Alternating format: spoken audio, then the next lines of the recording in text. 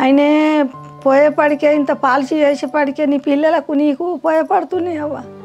అదే కట్టకపోతే మీకు 7 ఇండ్ల పిల్లి కూనలు అయిదురు.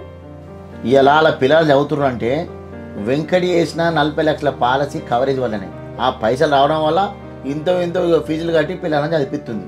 వెంకటి భౌతికంగా లేడు కావచ్చు కానీ ఆయన వేసిన పని వల్ల ఇప్పుడు వాళ్ళ కుటుంబానికి భరోసాగా నిలిచింది.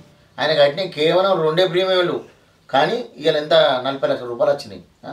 మీరు కూడా ఆలోచించుర్రి, తమ్మునికి ఎంతనే ఆ టర్మ్ ఇన్సూరెన్స్ తీసుకో, నువ్వు కూడా ఒక పాలసీ తీసుకో. ఇవాళ కథ మంచిగా లేదు, నా మాట ఏనుర్రి.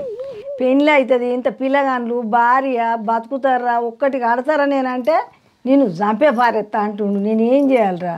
ఇగో పెద్దవా, ఇన్సూరెన్స్ అంటే డబ్బే కాదు, ఒక మనిషి మిగిల్చే బాధ్యత.